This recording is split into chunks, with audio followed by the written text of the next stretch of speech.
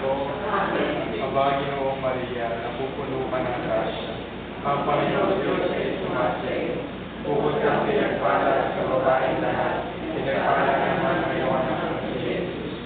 Santa Maria, Ina ng Diyos, panalangin mo aming makasalanan, ngayon at kung kami mamamatay. Amen.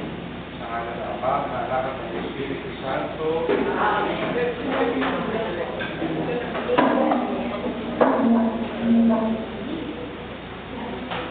Sige po.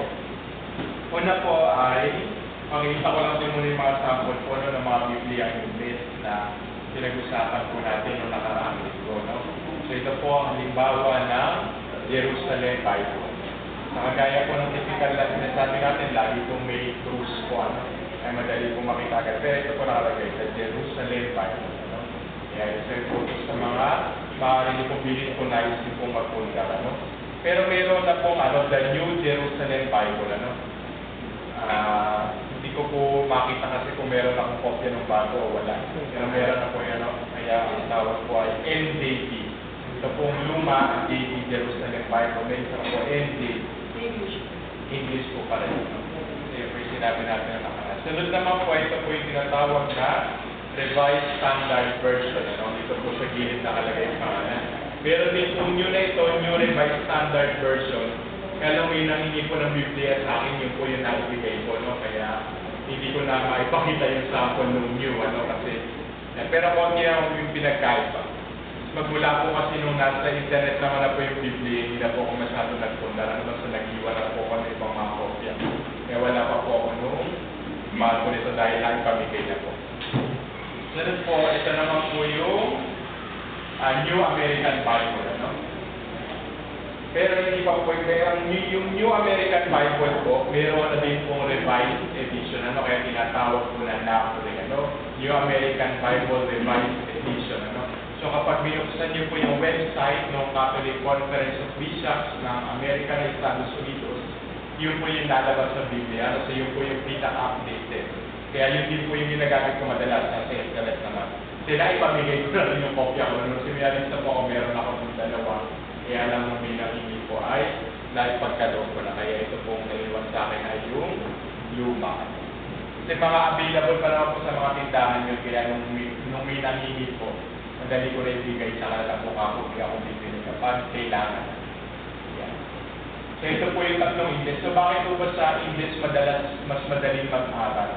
Kasi nandito po yung mga paliwanag po sa baba, yung may tinatawag po mga footnotes. Saka talagang mga Katoliko na mabiyasa sa banal na kasulatan po yung nagsali dito. Diba kagaya po na ikwento ko sa inyo, sa wikang Tagalog po, yan po ay collaboration ng iba't ibang mga sekta. Mayroon din po mga Katolikong pari, pero mayroon din po mga Protestanteng tumulong. Kasi alam niyo naman nga po yung mga pari dito sa Pilipinas, abala sa maraming bagay. Sa Estados Unidos po kasi napakarami po nilang mga scholar, mga pari, na talagang nakalaan lang sa pag-aaral. Hindi po sila masyado involved sa mga parokya. So pari po sila, nakapag-aral sila, mga biyasa sa banal na kasulatan. Pero napakarami nilang panahon para isipin niyo po kung gaano katagal binubuo yung pagsasalit ko ng Biblia.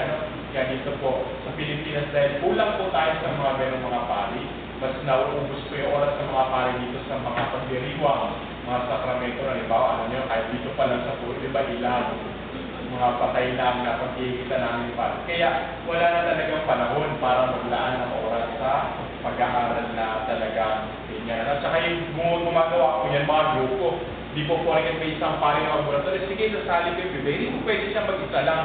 Kailangan isang team po sila na magsasali dito at mag-aaral. So, kaya yan lang po ang meron tayo sa Pilipinas. So, pero yan naman po ay kahit pa paano, hindi naman nalalayo sa nilalamay. So, kaya pinapayagan po. At yan din ang ginagamit natin sa pagdiriwang ng liturgia. Yan. Naalala pa ba niyo ano ba yung mga Tagalog na tinatanggap natin mga Katoliko? Nandiyan po sa ibaba. Yan. Nakuting balita po yung ano pa? Yan na po yung may debiwan yung mabuting balita na po yan. Ano pa? Meron po yung sa Biblia ng Sambayan ng Pilipino. So yun po yung publish ng mga Clarentians. Yung po yung Tagalog ng Christian Community Bible. Meron pa po yata isa. Ano po titulo yung ginagamit? Yung sa isang pari po nagsalin. Sinong pari yun? Ayan, si Monsignor Abriol. Ano pong title nun? Ang banal na Biblia. So yun po yung title niya. So pare-pareho pong Bible yan. Pero makita niyo iba-iba yung title para alam kung alin yung salin na ginagamit. So yun po yung tatlong ginagamit natin sa Tagalog. Ano? Yung magandang balita Biblia, yan yung karapang-karaniwang gamit, yan nasa may Day-1 po. Tapos yung ang banal na Biblia ni Monsignor Abriol, tapos po ay yung Biblia ng Sambayan ng Pilipinas. So, pwede niyo po kahit rin doon. Pero ang pinaka-katunog po nung nasa misa ay yan po, magandang balita Biblia. Pero kagaya po nung mga nasa wikang Ingles, yan po magandang balita Biblia ay meron na rin pong revised edition. Kaya baka mamaya dali niyo sa misa, may ibang mga salita na nasa iba. Konti lang naman po, hindi po lahat kasi yan pa rin naman yan parang hindi pa lang po nila kasi ang salin po talaga. Kaya kung kasi niyo po itong English, puro revise. Bakit? Kasi po yung wika natin nagbabago sa ilang panahon, di ba? Yung mga salitang ginagamit 20 taon na nakalilipas, iba na sa mga salitang ginagamit ngayon. May mga salitang hindi na uso, kahit nasa dictionary pero hindi na masyadong ginagamit. So may mga umusbong na bagong salita. Kaya yung mga bagay na yun, yung potela, kaya maya dapat nagsasalit ng banal na kasulatan. Kaya meron po yata yung kay Sister Beto tingnan natin last week. Parang ito po yata yung lumang publication. Kaya ito po nasa kanya yung kamukha ng nasa leksyonaryo kapag binasa ito. Ito po kasi may Day-1, bago na po yan. Gamit na gamit nyo, kaya mukhang luma yan. Pero, bago na po yan, anong year po yan? Parang ito, baka less than 10 years lang po yan. Ito, pinapamigay yan. Tsaka si Pope Francis na po nasa harap yata ng iba niya. Ayan, ayun din yung pala si Pope Francis. Kaya talagang bago lang yan. Panahon na ni Pope Francis, hindi pa tayo ni Pope. Kaya yan po yung mga... Sa lapit ako, meron po tayo. Ay, yung pong last week nga po pala tinanong niya, hindi ko po nasagot. Meron po tayong tinatawag na Pinoy version ng Bible. Tinawag ko nila yung Pinoy version.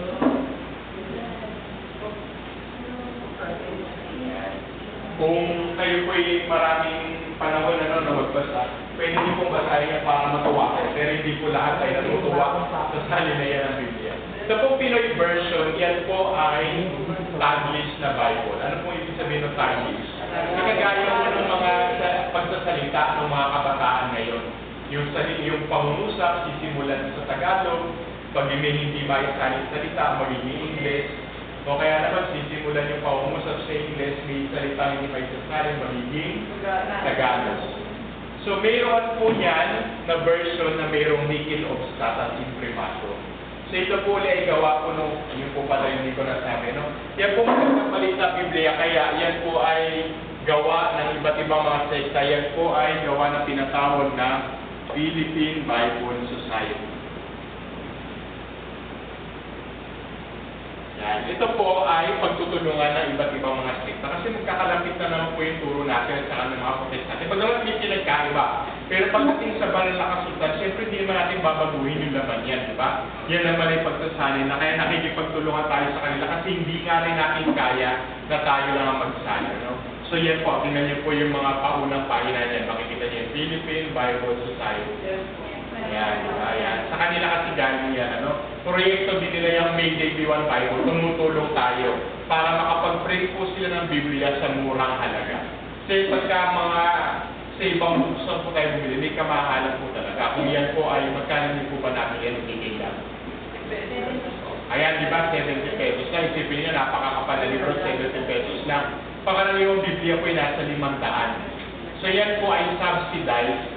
No, dahil yan po ay proyekto ng Philippine Bible Society para nga po maipakalat ang salita ng Diyos na hindi masyadong mahal ang halaga. Yan, kaya sila po ang gumagawa yan. Kaya makita niyo yung pangalan. Kaya meron po silang pinablish. Ito po ay sa bagong tipan pa lamang, New Testament pa lamang. Yan, ang tawag po ay Pinoy version. So, ano pong dahilan? Hindi po ba parang bastos po yung ganyan pagsasabi? Hindi po, kasi yan naman po ay lengguwahe. No, kumbaga, sinisikap po, kung hindi para sa yung lengguwahe, hindi mo mong bilhin, manatili ka dun sa pangkaraniwan na tayo po, Ingles, kung Tagalog, Basta hindi natin gagamitin sa misa yung salin na yan. Pero ang layo niya, kaya siguro may mga nagsumikap din na ganyan, para yung mga taong ganyan magsalita, masisikap pa rin lang basahin yung salita ng Diyos. Alam, kung hindi para sa akin, hindi mo para sa akin. Matutawa lang po kayo, kasi nga po ay kakaiba po yung mga pagsasalita nila. Titingnan ko po kung mayroon kung wala sa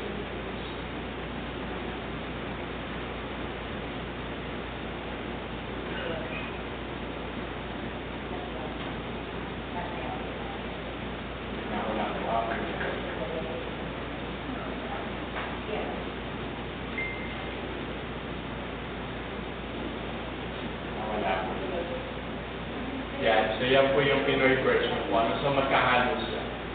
Father, hindi po Bible chat sa tatlong liga, yung Hebreo, Grego, sa nakaman ko. Ang paano po Hindi yun? po na original na Father. Yung po original na wika kung ginamit. So yung matandang ipan po, yun po ay pangkaraniwan na sa wika Hebreo. Pero mayroon pong mga dulong bahagi na nasa wikang Griego at Aramaico. Pero yung bagong tipan po, yun po ay purong nasa wikang Griego. Ano po ang dahilan? Yun ang salitang ginagamit nila. Ano?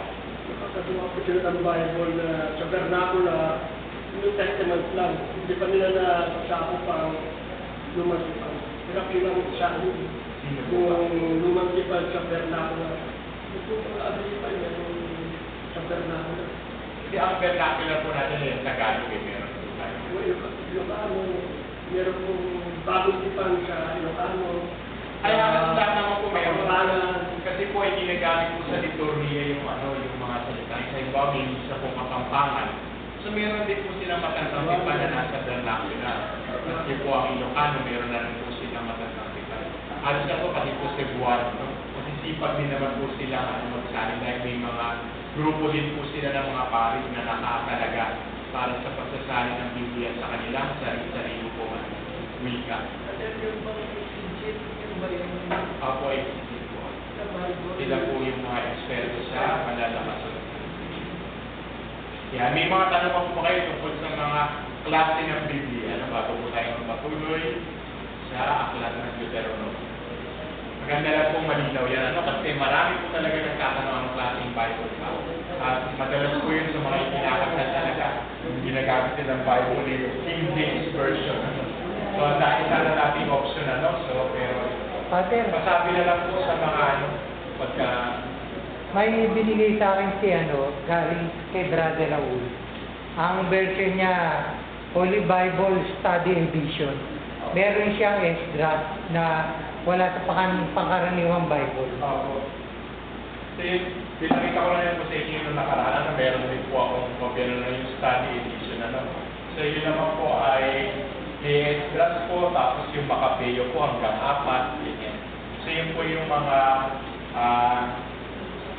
bahagi po ng mga literature po sa wikang Hebreo na hindi naman po nakapasok sa canon, hindi po natin ginagamit. Father, bakit po yung book ni Enoch hindi po lang nakasal? Kasama po yun sa dahilan, hindi po siya ginagamit talaga sa canon. Ibig sabihin, nakita po siya na isang lumang kasulatan, pero hindi po siya ginagamit ng mga naunang Hudyo at saka ng mga pamayan ng Kristiyano. Kaya hindi po natin sila ginagamit na kasama. Kasi kahit naman po ngayon, pwedeng halimbawa kayo kung magsulat po kayo ng sarili niyong version ng malalaking sulatan, iwanin niyo kung saan. Pero makapunta, ay meron pa palang bahagi ng Bible na hindi natin alam. Paano mo pa patutunayan kung sino pa nagsulat nun? Saan ba yun galing? Basta mayroong bumukas.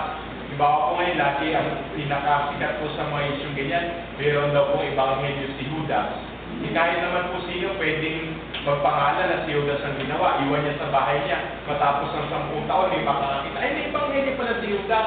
Paano pa malalaman siya sa mulaton? Bakit walang pamayan ng Kristiyano na gumawa? At saka halimbawa po sa ebanghelyo ni Judas, iba siya nga po yung nagpakamatay pagkatapos.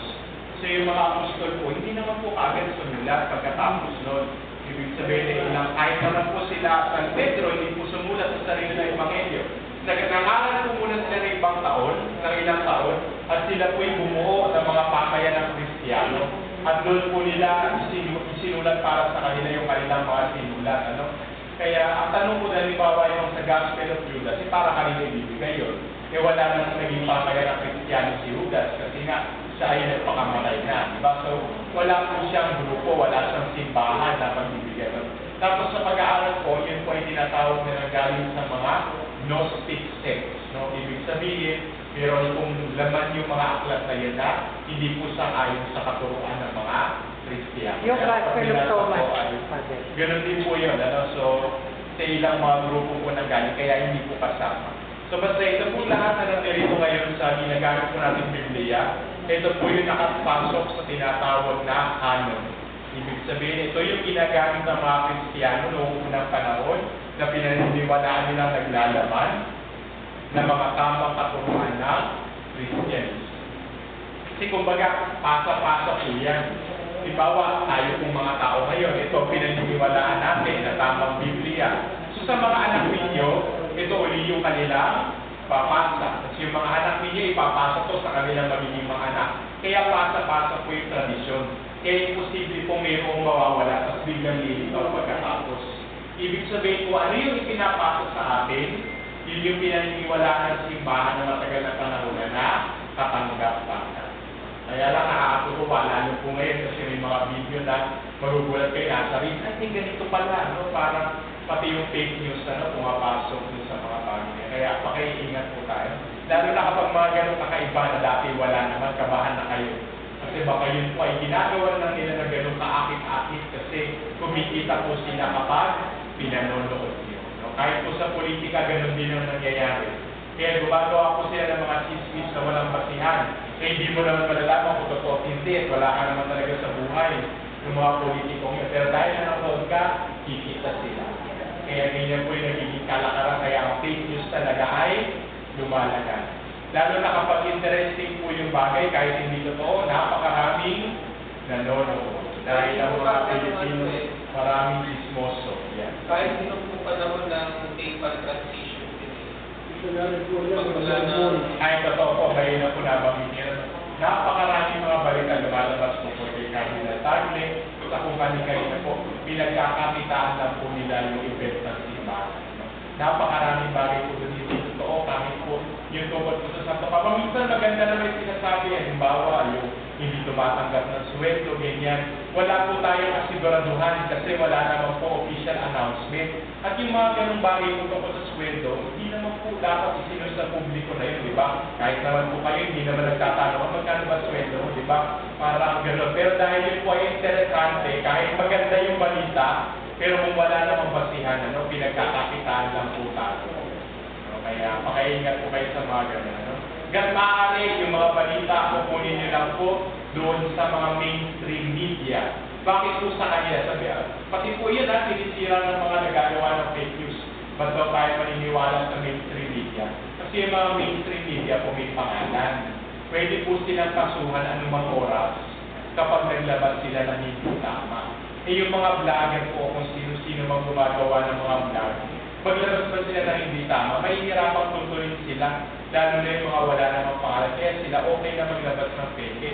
Pero yung malalaki po, DMA, TV5, at ABS-CBN, yung tatlo po na yan, hanggang pare hindi po maglalabas yan na ikakakaso nila kasi magagastahan na. Kaya sa international news, gano'n din. Ano? Kaya kung halimbawa tungkol sa simbahan, talagang sa Vatican News po tayo titigin. Ano? Kaya pwede na rin po yung Zenit o kaya EWTN, ano, yung mga bagay po. Pero pagka sa ibang bagay, pakaiingat po tayo. No? Kasi madaling maniwala sa informasyon. Kaya yung mga pong tanong, bago tayo magpatuloy,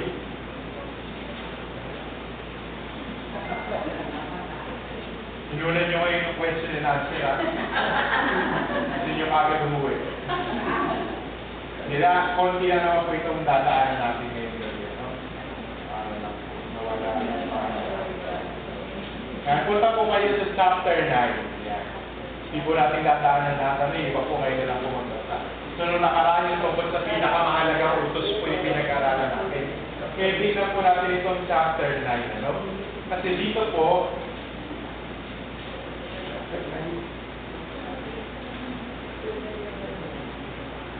Po, Deuteronomy chapter 9. Nakita po? Bunga ng pagkuhay kay Yahweh. Ayan. Sige po. So, doon po tayo magsisimula sa verse 7. Balikan po natin yung magandang kwento na ito at ito po yung ating pag-usapan. Mangyari nga po tumayo ang isa para basahin po ito at ipahayag po sa amin. Deuteronomy 9 verse 7. Magpatuloy lang po. Huwag niyong kalilimutan. Yun ba? Ako yun po. Huwag ninyong kalilimutan kung bakit nagalit sa inyo si Yahweh nang kayo'y nasa ilang. Mula nang umalis kayo sa Egypto na ngayon, wala na kayong ginawa kundi magreklamo. Noong kayo'y nasa Sinai, inalis niyo ng langit si Yahweh at kung sa inasahan niya kayo noon. Nang ako'y umakyat sa bundok at ibigay niya sa akin ang mga takyat ng batong pinagsusulatan ng kanyang kasunduan sa iyo. Nanatili ako roon sa loob ng 40 araw at gabi. Hindi ako kumain o uminom. Ibinigay niya sa akin ang 2 takyat ng batong sinulatan niya ng lahat ng kanyang sinabi sa inyo. Mula sa naglalabagdab na apoy, nang kayo'y nagkakatipon sa may paanan ng mundo. Pagkalipas ng 40 araw at gabi pananatili ko sa bundok, ibinigay niya sa akin ang nasabing mga takyat ng bato. Sinabi ni Yahweh sa akin, tumayo ka, puntahan mo agad ang mga taong pinangunahan mo sa paglabas sa Egypto. Sila'y nagpapaksama na, tumingin sila sa langit lulog sa kanila. Gumawa sila ng imahe at iyan ang sinasamba nila. Sinabi pa sa akin ni Yahweh, talagang matigas ang ulo ng mga taong ito. Hayaan mo akong lipunin sila para magulan na ang alaala nila. Dito sa lupa at sa na magmumula ang isang bagong bansa, mas malaki at makapangyarihan kaysa kanila. Kaya bumaba ako mula sa naguliyang na bundok. Dala ang 2 takyat ng bato na pinagsusulatan ng kasunduan. Nakita ko ang pagkakasama ginawa ninyo laban sa Yahweh. Gumawa kayo ng guyang dito at lumihis sa daang itinuro niya sa inyo. Dahil dito, dinekta ko sa lupa ang 2 takyat ng batong dala ko at nagkadurog-durog iyon sa harapan ninyo. Pagkatapos, nagpatira pa ako sa harapan ni Yahweh. At sa loob ng 40 araw at gabi, hindi ako kumain ninyo dahil sa mga kasalanan ninyo na labis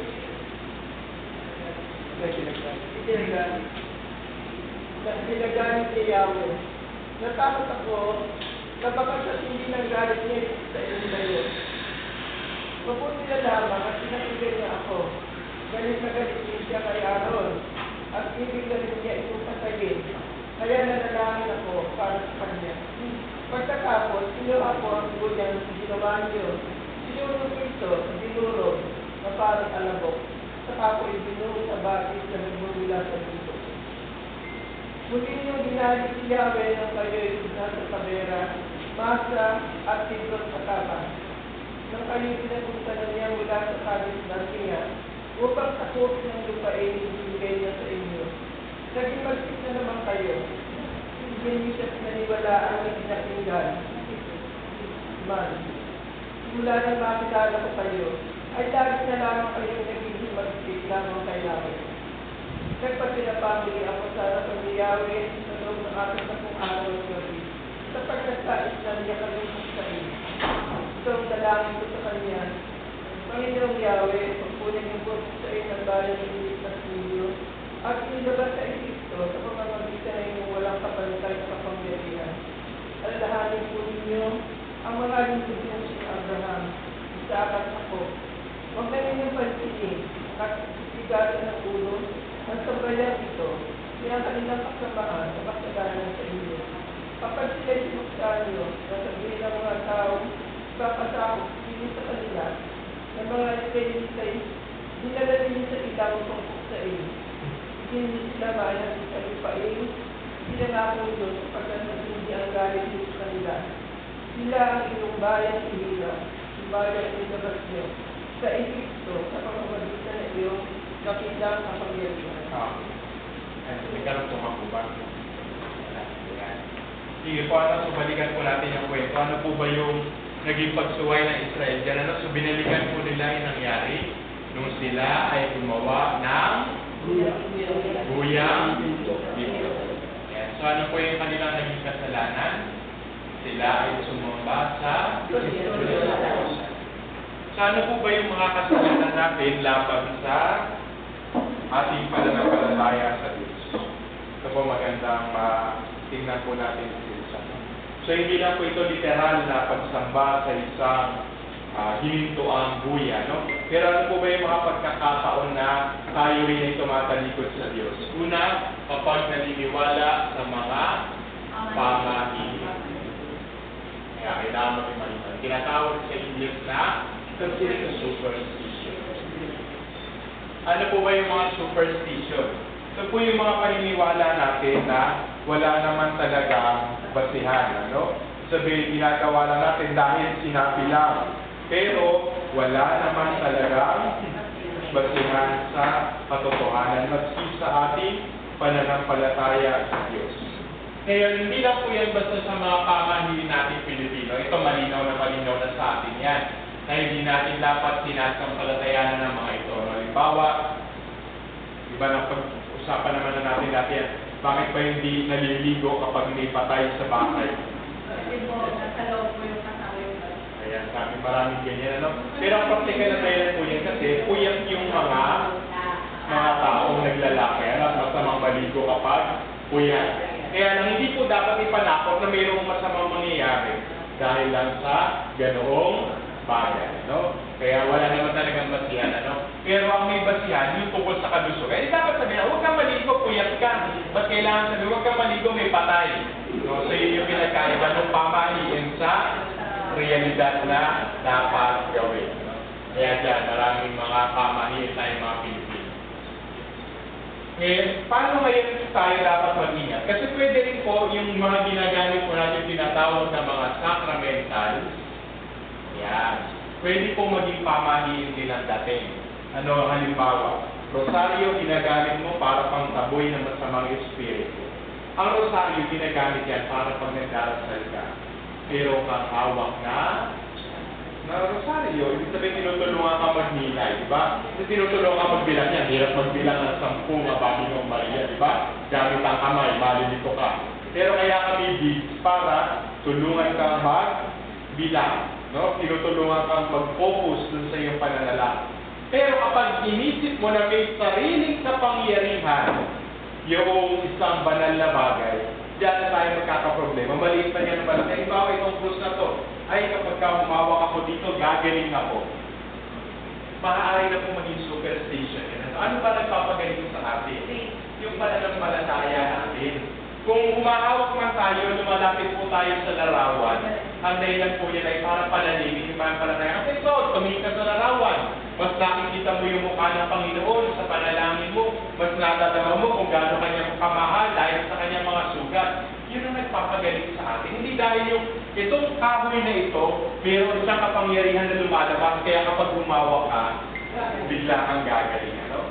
So kakaiba yun siyempre doon sa mismo nangyari doon sa babae humawak sa Panginoon kasi yung kapangyarihan naman talaga si Jesus. Pero iba, pagka gano'n kasi naging po natin sa mga larawan, tingnan ninyo kaya biglang lalabas, mayroong imahe na lumuluha, yung mga tao magkakagulo, lalapit doon, kasi mayroon daw himala. So dyan na po pumapasok. Yung nagiging kasalanan po sa Diyos yan. Bakit? Hindi ka na sa Diyos nananampalataya sa Kanya.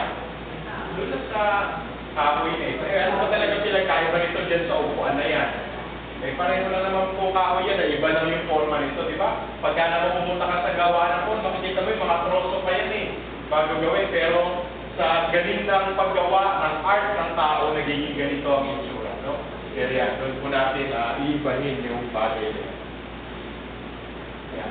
So yan po yung una, superstition. So diyan po tayo pakiiwas. Ano? Kasalanan sa Diyos ang maniwala sa mga pamahiin. Bakit nga?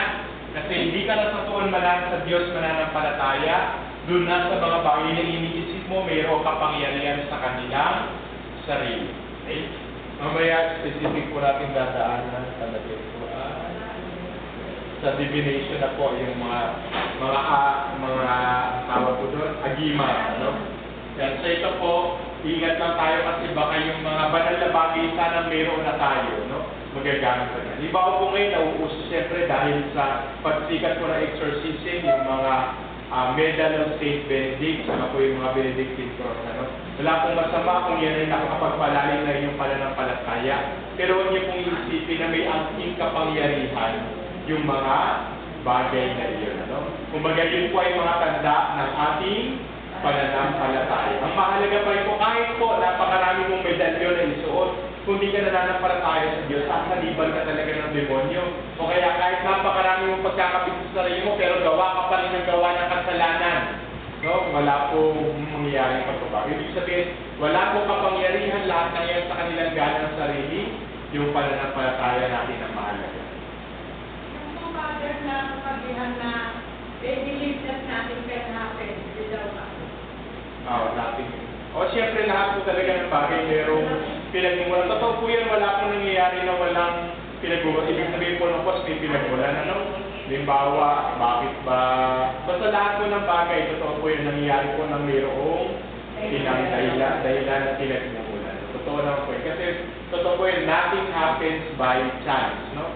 Sa praktikal na bagay lahat, halimbawa ba't ba tumutubo yung halaman? May nagtanim. O kaya kung damuman yan, talagang mayroon ng may nagkalak nung binhi, mga ibon. Lagi talagang mayroong nangyari. Wala pong biglang mangyari na isang iglang na walang dahilan. So, hindi po pamahiin yun, ano? Yun po ay mga prinsipyo sa pag-iral ng mundo. Ito sa translasyon, nakakawa ko yung nakakahanggang yung nagkakagulo yung mga tao. Opo, totoo po yan. Kasi yan po ang kailangan balansin talaga. Maaari po kasi yun ay pagpapakita po nila ng pagmamahal nila kay Jesus, ano? Kaya hindi po natin sila mahuhusgahan yun. Ang mahirap lang po talaga kapag makita mo na may pananampalataya kang gano'n, pero hindi ka umuunlad sa buhay pananampalataya. Kaya kailangan pong balansin. Kasi, kumbaga, mayroon po tayong iba't ibang bakagdan ng pananampalataya sa Diyos, ano? Kaya sana ay unti-unti po tayong lumalim doon. Pero hindi po natin sinasabi, itigil na yan. Kaya makikita niyo, sinusuportahan pa rin po ng simbahan. Gawain. Yun nga na po yung mga specific na gano'n, na ang tingin po nila sa Nazareno, mayroong kapangyarihan sa kanyang ganang sarili, sana po yung unti-unti mawala. Halimbawa yung iba na nagpapakulo pa ng bulaklak hanggang ngayon pagkatapos ng posisyon. Kasi yung mga bulaklak nakapagpapagaling, hindi naman siguro ginagawa yun, ano? Pwede po kayong mag-uwi ng bulaklak sa isa pagpapagawa, no? Pero, lagay nyo lang din sa altar nyo na huwag nyo lang pakuluin at gawin siya. Minsan po may mga ganong ka-extreme na pangmahiin. Ano pa po yung tatanong? Sino po yung nagtataas ng kamay? Father, ano po, Joseph po ba yung yung parang, halimbawa lang po, no, sa isang simbahan, yung parang po, no, kaya lang meron po siyang ibang atake po sa kanyang hobby. Tapos parang hindi na po naging sentro si Jesus, ang naging sentro na po siya. So parang naging ano po ba yun, parang Joseph, idolatry na po. Depende po sa ilalaban ng kanyang puso. Ano? Pwede naman na sa sobrang paghahangad lang niya na mailapit yung kwento ng Ebanghelyo sa mga tao, naging ganun po yung dating ng kanyang pagsasalita. Ano? Kasi minsan madali po talaga magpababa na ibig sabihin maglapit sa tao ng turo kapag kwento ang ginagamit. Ano? Pero yun, hindi po natin mahuhusgahan talaga kung ano po yung laman ng kanilang loob. Eh siyempre maging maingat din po talaga kami no, kasi nga baka sarili namin ang aming may papakita.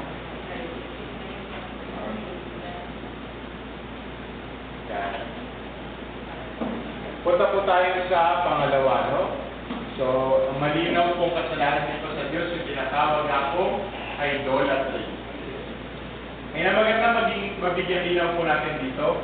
Uli ay sinasamba po ba ng mga Katoliko ang mga imahe? Ang sagot ay hindi. No? Pag-usapan sa nakarami ang magandang malinaw pa rin. Kapag sinabi natin pansamba, ang tanging binibigyan po natin ng tinatawag na latria ay ang Diyos mismo. So kapag sinabi ng Diyos, yung Ama, Anak, at Espiritu Santo. Yan, sila lang. Ngayon yung anak, meron po siyang kahasang presensya sa atin. Saan po yun? Sa banal na sakramento. O yung Blessed Sacrament. Yan man po ay yung katawan o yung kanyang dugo. Kaya ito pong Blessed Sacrament na ang din po na tumanggap ng pagsamba mula sa atin. Pag sinabi pong latria ay pagsamba. Yan po ay tanging sa Diyos lang natin ibinibigay. Ngayon, maging malinaw po sa atin, meron po ditong imahe ng krusipiho. Sinasamba ba ito o hindi? Hindi. Bakit? Kahit si Kristo yung nagdirito, ito ay kanyang larawan lamang. Ang tanging mismo lang natin sasambahin ay yung Diyos na nandoon sa langit. At yung kanyang presensya dito na taas na yun. Yung banal na sakramento, yung tinapay at alak na kanyang katawan at dugo. Iyan lang. Pero yung kanilang mga larawan, may Sacred Heart dun sa likod, sinasamba ba yung Sacred Heart? Hindi. Sa lahat po ng iyan, yung mga larawan na yan, si Kristo man o yung mga banal, lahat po ng iyan ibinibigay lang natin ay pagdana. O sa English ay reverence. Yan, maging-maginaw po sa atin, ano? And doon sa mga banal po, ang tawag natin ay yung ating pag-aaral sa kanila ay Julia. Ito naman. Yung sa mahal na Birheng Maria po ay reverence. Pero sa mga larawan po, hindi po masyadong ginagamit yun pero meron nga paano pong tawag. Rotodulia first po. Pero ang malinaw po talaga pangkaraniwang ginagamit ay yung hyperdulia. Pero ito pong paggalang yan po ang general para sa lahat ng mga larawan. Paggalang kasi alam natin na dahil yan po ay labas-basan na, iyan po ay mga banal na bagay. Ano man yan, rosaryo, imamin, banal na bagay. Kaya natin sila iginagalang. Pero kahit kailan hindi sila sasampahin. Kasi yan ay mga larawan lang din. No? Andres, bagamat hindi ko natin sinasamba talaga ng direct kaya, para lang yung maging madaloy, maging tuloy-tuloy at parang audiovisual po. Opo, totoo po yun. Yung pong espiritu niya. Opo, halimbawa, nakaharap po tayo dito nakaluhod. Yung puso po natin ang sinasamba, yung Diyos na totoo na nasa langit. Ano? Ito po yung tulong lang sa ating kaisipan, sa ating mga mata, para mas madali nating makilala yung ating Diyos. Ano? Sa ganun po. May kaugnayan naman. Kaya kung ang tanong po mismo ito, sinasamba ba natin? Pero syempre, kaya ng lagi yung sinasabi sa atin ay masayang sagot ay hindi. Ang pagsamba po, hindi lang naman nakikita sa pagluhod. Ang pagluhod po, dito pa rin po pumapasok yan sa paggalang. Reverence pa din yan. Kaya lumuhod ka man o hindi, basta ang mahalaga, sinasamba mo ang Diyos sa iyo po. So ito'y tanda ng ating paggalang at pagsamba. Kaya hindi po, halimbawa, rosaryo, paano ba ang pangkaraniwang posture natin pag mag-rosaryo sa simbahan? Diba nakalunod din tayo? Ibig sabihin ba nung sinasamba ang Birheng Maria? Hindi. Yan ay tanda na reverence. So kaya isa pa pong larawan ng pagluhod ay yung pagsusumamo. Di ba kapag tayo nagmamakaawa, tayo rin ay sumuluhod. Di ba yun yung mga kaugalian ng matatandang Pilipino pag nagmamakaawa sa kanilang kapwa ang gagawin? Luluhod sila. Kasi yung kagaya nun yung paglalakad ng nakaluhod sa mga simbahan dati, no? So yun naman ay tanda ng pagsusumamo. Pero hindi pa rin pagsamba. Ito, malinaw po. Yan, para malinaw tayo. Yan, pwede nga rin po, yan po ay makabagong, charismatic ang tawag natin, Pero yan din ay pagpupuri sa Diyos, Pero tanda pa rin yan ang pagtitiwala sa kanya pagsuko ng sarili. Pwede po sa mga imahan, wala po. Ano lang naman po yun? Yun po ay tanda ng pagsuko, pagtitiwala, o pagkawain. Yan, wala pong masama doon. Kasi meron yung verse Bible niya Sabi ko sa Bible, ang Diyos ay Espiritu, dapat ang Diyos ng Bible, Espiritu at sa katuruan. Opo, sa Evangelio sa Luwan po. Nagagawa po natin yung pagsamba na yan sa pamamagitan ng mga sakramento. In total, pag-usapan na po natin yung mga sakramento at kanina napupunta po tayo dun sa ikatlo. Yung tinatawag po na mahika. Mayroon po talagang mga mahika, lalo po sa ating bansa, mayroon mga magpupulang, magbawa, lahat na po ang may mga nangyayari po talagang gano'n. Pero ang tanong, sa nanggagaling yung kanilang kapangyarihan. So yun po ay nagmumula sa itim na kapangyarihan para maligaw ang mga tao. Wala pong puting kapangyarihan na ipinagkakaloob ang Diyos para sa mga ganong bagay. No? Kaya pakaingat tayo. Ngayon, kaugnay po ito mga manigat mga sakramental, mayroon po kasi mga nagbubunyaho. Kapag bumili po kayo sa mga sa mga tindahan, mga nagtitinda, lalapit sa Quiapo, mga naglalako, no? Ng mga religious articles na makikita niya, humahalo yung mga kagamitan ng pamahiin. Yan, kaya kapag ako'y nagbibigyan, pinatatanggal ko sa kamay ng mga bata yung pulsera sa tula. Kasi yun po ay anting-anting, yun ay hindi po yun sacramental, no? Kaya ibig po na tapos ang nakalulungkot nun, dahil ito po ay kasalanan, ito po ay pagsuway sa Diyos, yun po talaga ay gawain ni Satanas. Yung mga kapangyarihan na inilalagay-lagay din. Ang mahirap na po, hindi mo na malaman alin pa ba yung sacramental o hindi, kasi mismo pati yung may una na pula, di ba? Yung merong pouch. Kaya anting-anting po talaga ipatanggalin po sa mga bata yun, no? Kasi sa mata po exorcism, pwede po maging dahilan yun para pasukan sila ng diakto, no?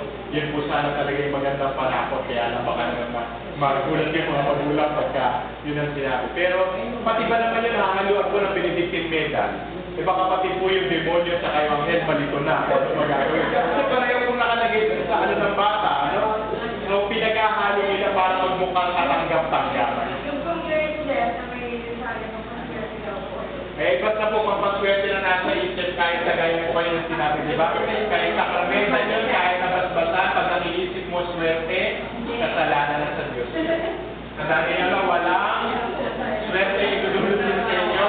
Ang tunay na magdudulot ng swerte sa inyo ay pananampalataya sa Diyos. Di ba? Pagpaswerte ng Rosario, bumili ka 10. Lagay mo dito, pero nakakulong ka lang sa bahay mo, hindi ka naman naghahanap po, swerte ka ba? Hindi. So, gano'n yung pinaka- Yung feng shui superstition din yun. Yung? Feng shui. Ayaw po yung feng shui po talaga, ewan ko po kung may mga Chinese po dito, pasensya na po kayo, no? Kung kayo po yung nakatutok sa mga feng shui kapag kasimula ng taon, sa maging malinaw lang po tayo, no? Ang maliniwala po sa feng shui ay kasalanan po sa Diyos, ano? Dito po sa... Adres ako, bawal din. Eh, sa feng shui po galing lahat yun eh. Ito kung mga uso ngayon, bawal din ito kung wala. Hindi, okay lang po yan, basta magaling sa pata. Yung larawan po medyo may ano po kasi tayo problema na nakaraan dati po, may mga naging movement po sa simbahan na huwag gumamit ng krus na walang Kristo. Kaya pati yung mga rosary natatakot tayo kapag walang Kristo yung krus. Pero hindi, may devotion po talaga ang simbahan sa Santa Cruz. Ano? Diba makita niyo po yung mga larawan ng Santa Cruz, nilagyan ng rays, yung mga, at kahit po sa Vaticano makikita niyo may mga krusitibo pong ginagamit doon na walang Kristo. No?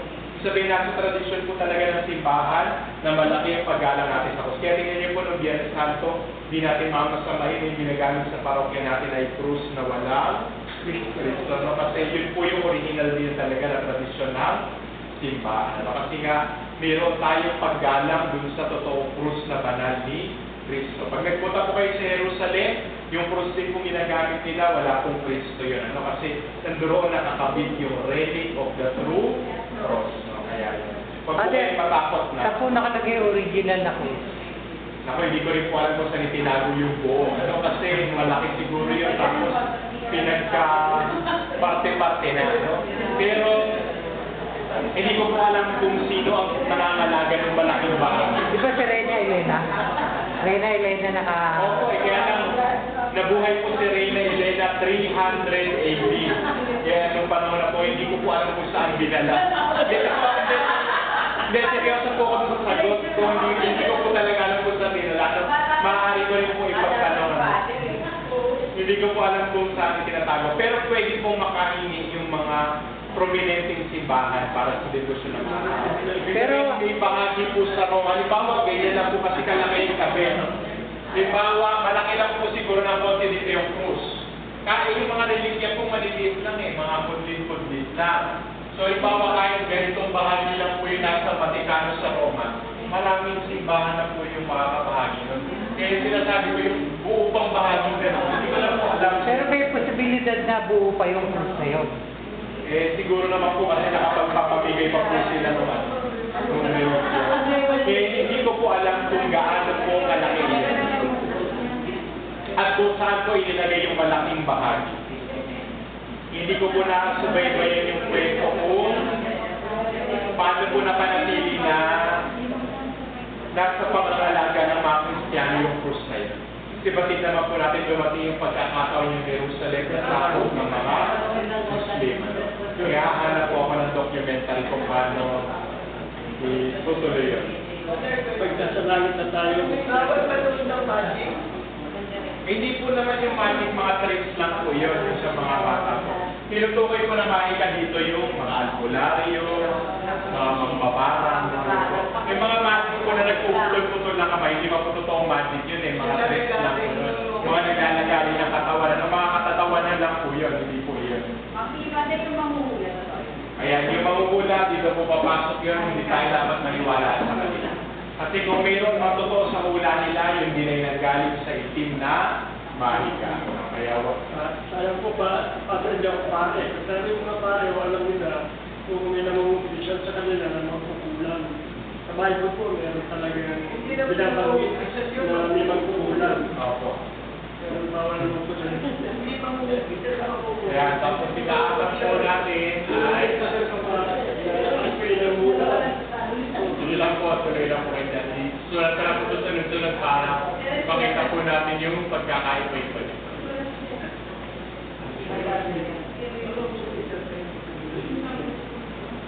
Yan. Wala naman po siguro ganito sa inyo, pero kanina po na alam niyo yung pinagkakaiba-iba nung tatlo na ito, no? Pero kasalanan nito tungkol sa pagsamba natin sa Diyos. Pagka sinabi po natin yung religion, ayaw po sumapi sa kahit anong religion, no?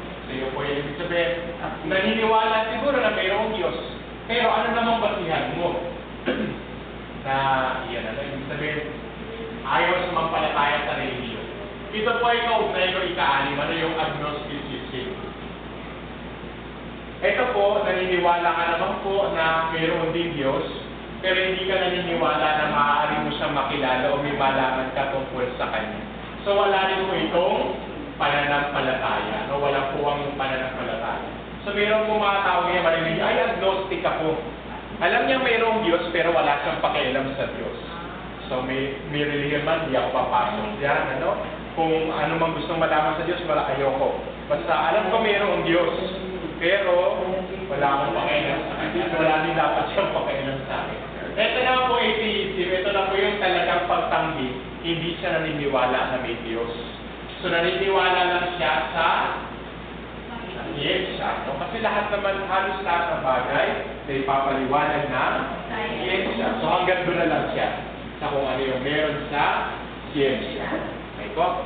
Siya pinagkaiba ibang tato. Wala naman siguro ganyan siya, pero at ba may makausap kayo kabataan. Ay naku, atheist po ako. Ay ibig sabihin, tinatanggi niya na mayroong Diyos.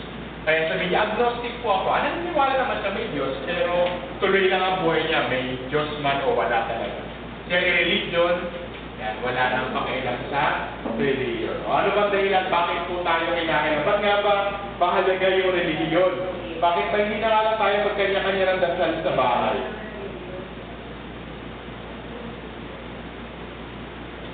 Ano ba ang dahilan? ayaw mahirapan. Yan, ano, siyempre yung katotohanan ko na ipinahayag ng Panginoon, yan po ay nasa karanasan po ng isang grupo ng mga tao. Eh, ano magiging basehan mo na tungkol sa Diyos kung ikaw ay nag-iisa sa buhay, mamumula ka? O yung Diyos ko, so niya lagi kulay pink. At ang isip mo lang yun, di ba? Pero tayo bilang reliyon, tayo nagsasama-sama, naniniwala tayo sa isang katuruan, lalo na sa ipinahayag ng Diyos para sa yan, may mga katanungan po ulit. Yan, Pag naniniwala sa pamahiin, dapat po ba i-kumpisan? Opo, pag naniniwala sa pamahiin, i-kumpisan po. Ano? Siya po ay kawalan ng tiwala sa Diyos. Halimbawa, natatakot ka. Kasi ito po yung paniniwala namin, papainin ko, no? Para maghilom yun. Kasi minsan hindi nawawala ka agad eh. Lalo na kung bata pa lang, naituro na sa inyo ng mga matatanda o ganito, ganyan. Ikumpisa niyo po, tuwing natatakot kayo. Halimbawa, may namatay sa inyo, parang gusto mo pa rin maniwala. Ikumpisa niyo po para maghilom yung inyong paniniwala sa ganoong mga bagay.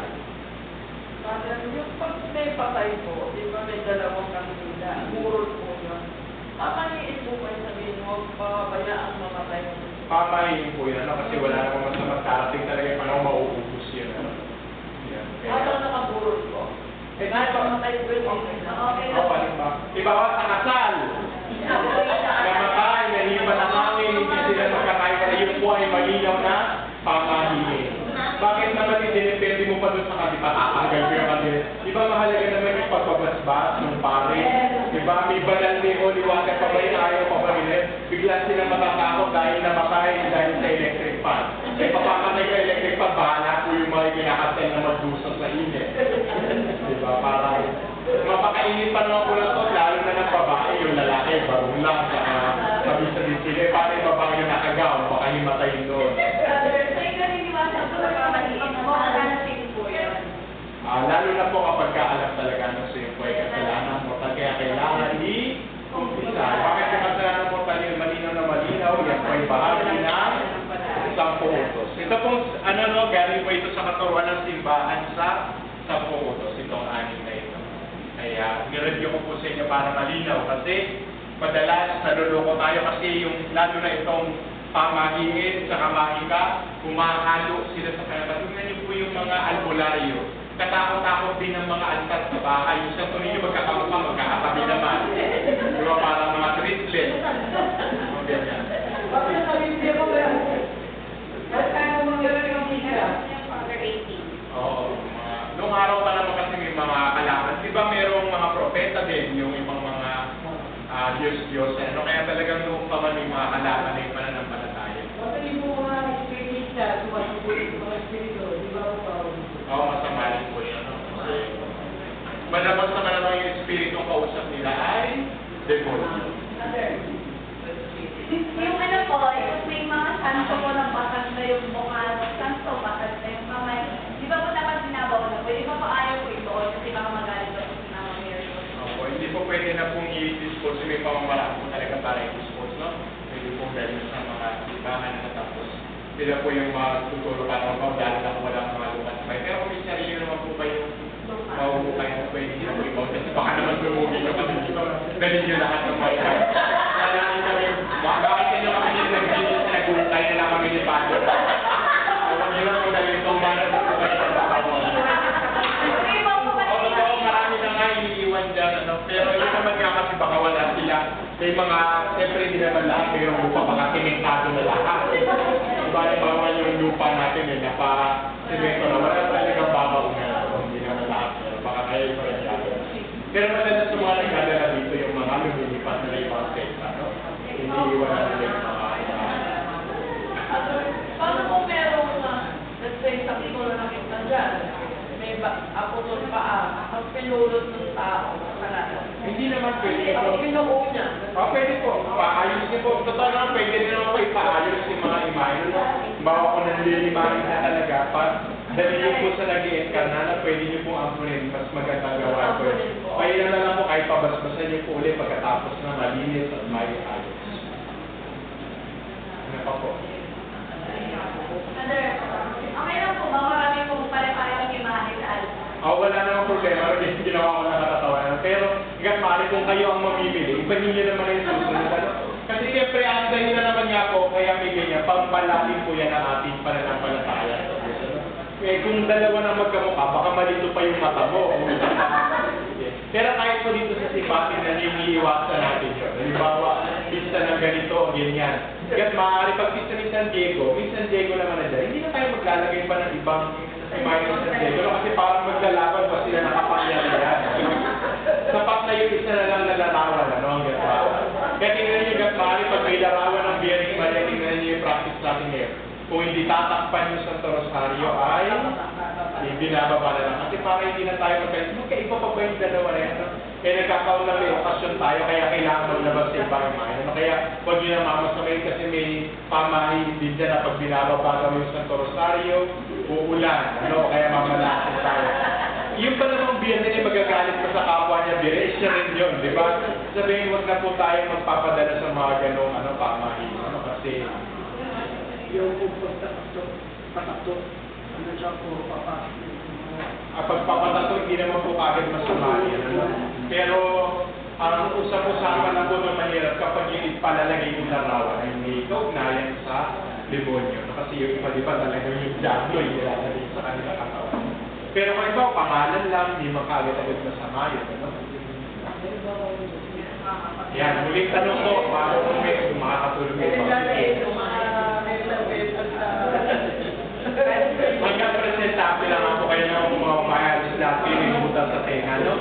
Pero hanggang presentable po, kung lang po talaga yung sobrang-sobra, hindi naman po kagad-agad masama yun. Okay na po. Sa susunod na linggo na po ng ibang tanong na para may pag-usapan pa tayo sa susunod. Sige po, magsitayo po ang lahat. Salamat po tayo sa Panginoon sa mga natutunan natin ngayong gabi. No, kaya na po bahala magbahagi sa inyong mga kakilala. No? Kasi kaya pinag-usapan natin ito, marami pa rin namin biktima ngayon. No? Para mag-ibalik. Sa ngalan ng Ama, sa ngalan ng Espiritu Santo, Ama namin, sumasalangit ka sa bayan natin. Papasalangin ang kaya mo, sumilang mo, sa lupa ng salam. Bigyan mo kami ng aming kakain sa araw-araw. Patawarin mo kami sa aming mga sala, para na po makatawag namin sa nakakasala sa amin. At huwag mo kami nagkaitulog sa pagkakasala kami sa lahat ng masama. Sumayin niyo ang Panginoon. Maraming pinamakapangyarihan ng Diyos Ama, Anak, at Espiritu Santo. Maraming po tayo ngayon. Palakpakan!